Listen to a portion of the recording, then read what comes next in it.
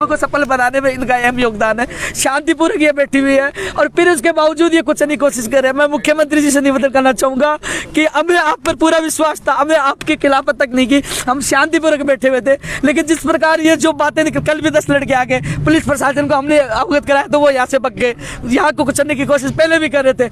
आज फिर जब पीसीसी चीफ प्रदेश मुखिया है वो ये हरकत कर रहा तो कैसे बर्दाश्त कर ले। मैं डरता तो किसी नहीं, सीने पे गोली खाने के लिए तैयार हूँ, दम है तो सामने आके मारे, सामने से करे, डरता नहीं हूं। मैं भी किसान का बेटा हूं, मैं आर पार की लड़ाई लड़ने के लिए तैयार हूं, लेकिन इस आंदोलन को खत्म नहीं करे। ये उनको लगता है मैं छोड़ के चला जाऊं, मैं चला जाऊंगा, लेकिन इनकी मांगे पूरी कर दो। सब लोगों की उम्मीद है, कृपया आप अपना हौसला बनाए रखें। आप रोएंगे तो बहुत से लोगों का हौसला टूटेगा। एक सवाल रहेगा, कल यहाँ पर डीएसओ भी पहुंचे थे, एडीए भी पहुंचे, तो कुछ वार्ता में कुछ मैं ये तो कह रहा हूँ कि कल फाइनल हो गया था। अब मैं शाम को मेरी बात हुई तो उन्होंने कहा कि लगभग सहमति बन गई, हम लिखित में दे देंगे, लेकिन आज पूरे दिन भर इंतजार करते थे। हमें बाद में समझ में आया कि ये षड्यंत्र कर रहे हैं, हमारे लोगों को उकसा के सिविल लाइन्स की तरफ कूच कराने की कोशिश करी। आप बैठे बैठे क्या करो, आप कूच करो तब काम होगा, क्योंकि उनको पता हम सड़क में जाएंगे तो लाठीचार्ज होगा और फिर कहेंगे बेरोजगार वहाँ सड़कों पे निकल गए, और कोशिश करें कि इनमें से 4 आदमियों को ले आओ और बोले कि आप समझौता कर लो आके। तो हमारे लोगों को तोड़ने की, उकसाने की कोशिश कर रहे थे, इसलिए आज कुछ नहीं हुआ। क्योंकि कल हमें कह दिया गया था कि वार्ता में सहमति बन गई थी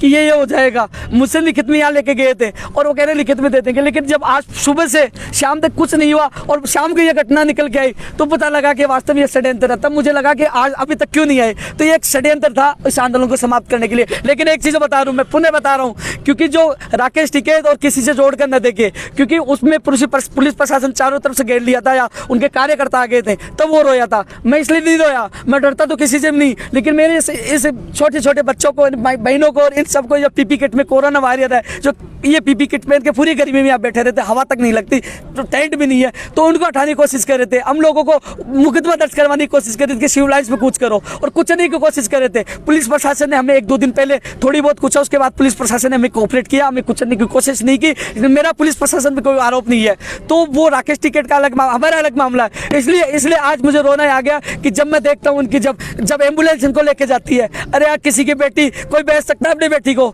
वो आज मेरे पे विश्वास है, अपने बेटी को, अपने बच्चों को बेच के, उनको पूरा विश्वास। मैं अभिभावक बन के रात को यहाँ रहता हूँ, दिन में यहाँ रहता हूँ, हर चीज़ की व्यवस्था करता हूँ। जब वो हॉस्पिटल में जाती है, उनको वो बेहोश हो जाते हैं, तब दिल रोता है, इसलिए रोना आता है। इसलिए हाथ जोड़ के मैं कहूँगा, अब मैं चला जाऊँ लेकिन इनकी मांगे पूरी कर दो, लेकिन किसी के साथ इनको उठाने की कोशिश न करें। क्या उपेंद्र जी, ये जो एक बेरोजगारों का जो बड़ा वोट बैंक था उस, और आपने घोषणा की है कि जो 4 उपचुनाव है यहाँ पे बेरोजगार अपने प्रतिनिधि उतारेंगे, बेरोजगार आप अपने प्रतिनिधि उतारेंगे, तो उससे देखकर ये मामला ऐसा नहीं किया गया कि इनको कैसे भी इनको तोड़ दिया जाए? कोशिश यही की जा रही है कि राजस्थान में लाखों लोग मुझसे जुड़े हुए हैं, क्योंकि मैंने 9 साल संघर्ष किया है और कर्मचारी भी जुड़े हुए हैं। उनको यह लग रहा था कहीं ना कहीं हमें नुकसान होगा और कहीं ना कहीं हमें इसका नुकसान, आंदोलन लंबा चल रहा है, विधानसभा चलने वाली, इनको कैसे हटाया जाए। तो लोगों को बेचकर षड्यंत्र रचकर उसको हटाने की कोशिश कर रहे थे। आपको हटाना हो तो काम करिए।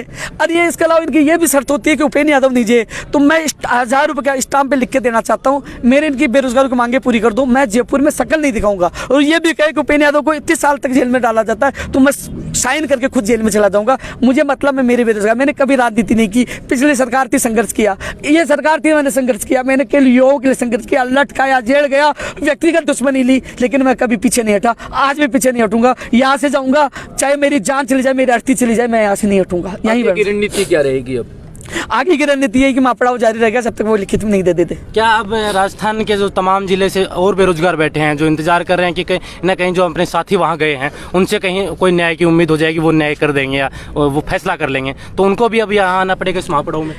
देखो, मैंने हमेशा, चाहे गोविंद डोटासरा जी पे जब फर्स्ट ग्रेड को लेकर आरोप लगे जी, पेपरों को लेकर, तो मैंने कभी भी, मैंने कहा मेरे सुनने में, मैंने कभी भी अच्छी राजनीति नहीं की। अब लोगों से सुनने में आया कि गोविंद सिंह डोटासरा जी के परिवार को, रिश्तेदारी को उपेंद्र यादव ने तोड़ दिया। मैंने क्या तोड़ दिया? वो उनके भांजा था, वो खुद आया था, वो पीड़ित अभ्यर्थी था, खुद आया था, उसकी पीड़ा थी, वो बैठा था। अब वो उसका आरोप भी मेरे पे लगे, तो मैं कोई राजनीति नहीं कर रहा हूँ, उसकी पीड़ा सुननी चाहिए थी आपकी, और भी लोग बैठे हुए। रही बात प्रदेश के बेरोजगार, वो प्रदेश के बेरोजगार आपके माध्यम से सब देख रहे हैं कि आज यहाँ हमें रोना पड़ रहा है, आज हम 6 दिन से पड़े हुए, तो इसका परिणाम तो आने वाला समय में इनको भुगतना पड़ेगा। जी। ये जिस प्रकार से आपने अभी ये थे देखा था, बेरोजगार संघ के अध्यक्ष उपेंद्र यादव। अभी फिलहाल जैसा माहौल था और जैसा सियासी दाव एक तरह से मैं कहूँ कि यहाँ से चलाया गया था इस आंदोलन को, जो इस बेरोजगारों का आंदोलन है, इसको करने के लिए हमारे साथ मरु सेना के प्रदेश अध्यक्ष जयंत जी।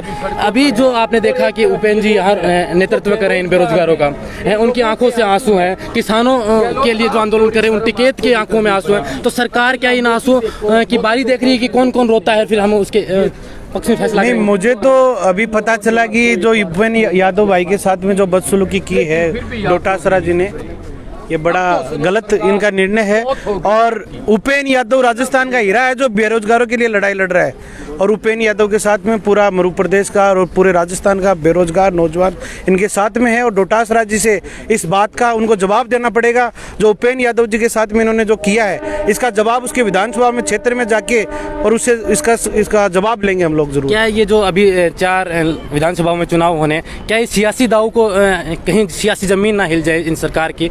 वहाँ चुनाव होने, इन्होंने घोषणा कर दी कि अपने उम्मीदवार तारेंगे, उनके खिलाफ तारेंगे, उनकी नीतियों के खिलाफ तारेंगे कि जो इतने बेरोजगार बैठे हैं वो क्यों आखिर जो सरकार है वादे करके आई थी और उन वादों को पूरा नहीं कर रही है। तो उसके लेकर ये प्रोपेगेंडा चलाया जा रहा है, या जो लोग भेजे गए हैं, बता रहे थे अभी उपेंद्र भाई कि कुछ लोग आए थे जो आंदोलन को तोड़ने की कोशिश करें।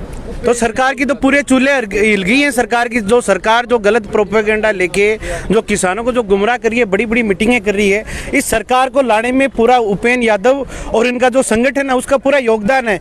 इन्हीं बेरोजगारों ने, जो पूर्व सीएम थी, उसको काले झंडे दिखाए थे, इन्हीं लोगों ने वो धरातल तैयार करके इस कांग्रेस सरकार को दिया था। जो बेरोजगारों ने जो जमीन इनको पूरी सींच के दी थी, इन लोगों ने तो इसका फायदा उठाया। और यहाँ पे लगातार ये लोग बैठे हैं, ये कोविड के जो महामारी के अंदर जो कोरोना वॉरियर्स हैं, इनके लिए इन्होंने कोई 2013 के एनएम की जो वैकेंसी है, जीएनएम की है, इसके साथ में ऊर्जा विभाग के हैं, राजस्थान पुलिस के मामले, इतने मामले।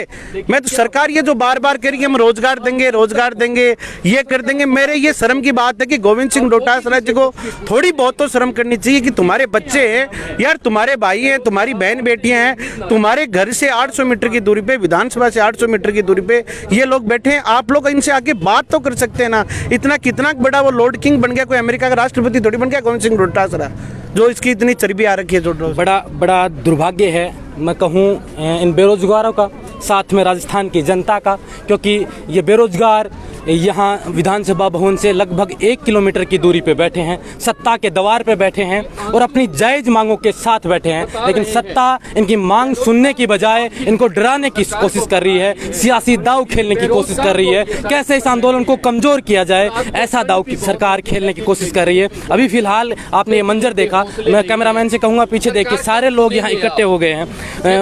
उपेंद्र भाई की एक आवाज़ के साथ यहाँ लोग इकट्ठे हो गए हैं कि जो भी आगे की रणनीति होगी वो उपेंद्र भाई तय करें। उस रणनीति के बाद हम आगे की कार्रवाई, आगे इस आंदोलन को किस तरह से चलाना चाहिए, राजस्थान में ये आंदोलन किस तरह से आगे बढ़े, उसकी रणनीति ये तैयार करेंगे। फिलहाल के लिए इतना ही। आप देख रहे थे बोल हिंदुस्तान। नमस्कार।